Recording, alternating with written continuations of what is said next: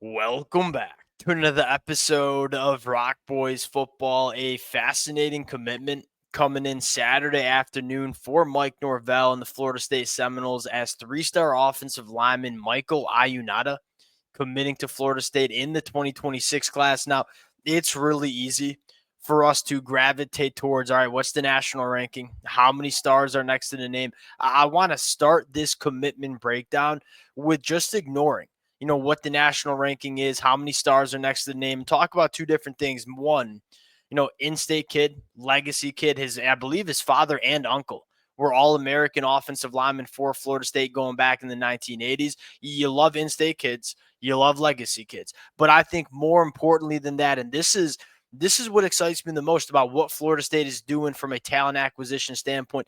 They're looking at, hey, what do we want to do? What do we want to be on both sides of the football, and go recruit players that fit what we want to do. You go back to the transfer portal period for Florida State, it wasn't always the biggest name that Florida State was bringing in the transfer portal. Talk about guys like McCray. Talk about guys like Jason Jenkins or DeMonte Diggs from Coastal Carolina. Those were not household names that were available in the transfer portal. But what did we say about every single one of those commitments that Florida State landed?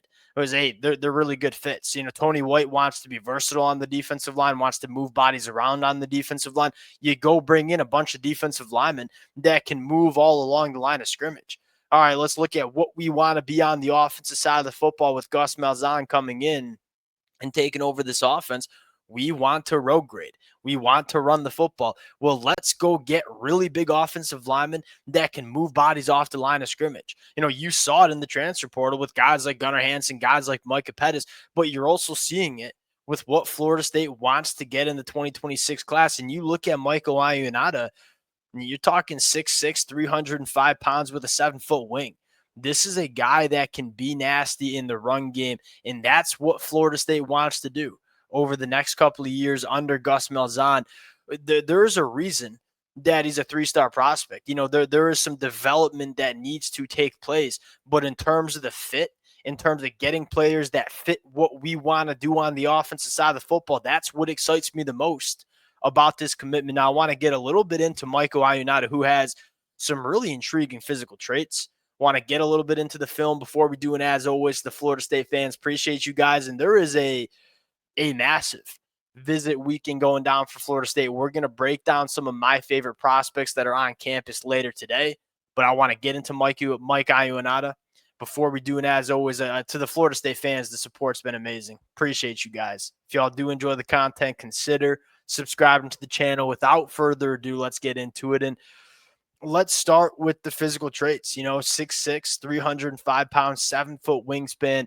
A guy that I think could play both on the inside and at tackle. Now, the tackle position, there would need to be some development, especially with the footwork. If you were to play tackle, I think he's got the measurables too. 6'6", 7-foot wingspan. That's what you're looking for in terms of tackle measurements. The foot speed and the footwork is probably not quite there to play tackle, and that's just fine. If you're Florida State, you can take them and, hey, we're going to try you out at tackle. Maybe we get that body right. Maybe the footwork kind of catches up a little bit as you enroll at Florida State. But if not, you stick this kid at guard and let him go kind of smash some faces and move bodies off the line of scrimmage. This is a guy that gives you some versatility on the offensive line, which I always think is a plus when you're taking these kids out of the high school ranks. He's long, the 7-foot wingspan, and he looks long on the football field. You want to see him become a little bit more polished in terms of how he utilizes that length. There is some growth that can take place for this kid as an offensive lineman from a technical standpoint, but he's got the things you can't teach, and that's something that matters when you're grabbing these kids out of the high school ranks. Now, you get into the film a little bit. Again, the best thing you see is he's a road grader. He wants to down block, and he wants to move people off the line of scrimmage, and that's exactly what you see him do. Again, you can see you probably want to be a little bit better with the feet, but when he's engaged, and this is one of the things that intrigues me about him probably kicking on into the inside, is when he's playing in a phone booth, when he has the ability just to put hands on an opposing defensive lineman and not playing as much space, at guard, he's a guy that can move people off the line of scrimmage. That's probably what stands out the most. You continue to work through the film and you say, hey, when we are engaged with opposing defenders, we move bodies. You want to see him use his length a little bit more. You want to see the hand placement get better. You want to see him play with a little bit better leverage, which will be a challenge when you are 6'6". But there's some good leverage right there. I mean, this is what we're talking about.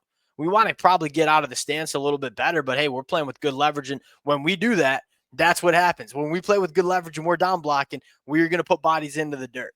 And that's what intrigues me the most about Michael Ionata is that he's a guy that when he does have these reps that he puts it together, it looks dominant. And that's how you want it to look. There's some development that needs to take place, but you're getting an offensive lineman who's a legacy kid. His pops played for Florida State, knows what it means when Florida State is where they belong in the college football landscape. And that's something that I think matters in this era of college football where it's so much more transactional. It's hard to get these kids to come. This is what I mean by we got to be better with our hands. We're kind of hugging here. We got to be punching. But kind of what I was saying back to my original statement here is it's hard to find kids that know what it means to be a Florida State Seminole. It's hard to find kids that want to be a part of a program and are not just transactional with the recruitment. This one feels like that. You take a look at the 2026 cycle for Florida State. We're off to a good start. 7 commitments, top 15 class, doing a good job in the state of Florida. It does feel like this year in 2025 is big, and it doesn't necessarily mean national championship. I don't think a lot of Florida State fans expect a national championship. But for Florida State to show that, one, they're going in the right direction, back in the right direction, and number two, that these high school kids are getting better. One of the biggest flaws we've seen with Florida State is they've had some really good teams that have been very transfer portal driven. You want to get your high school recruiting back to where it belongs. It starts with showing these kids at the high school ranks that we are developing our high school recruits at a high level. With this new coaching staff, you get some optimism that's kind of back where we're going. We'll keep this one short. I think tomorrow we'll kind of sit down and talk about some of the bigger names that are on campus for Florida State. Appreciate you guys rocking with it. If y'all do enjoy the content, consider subscribing to the channel. We'll talk to y'all later.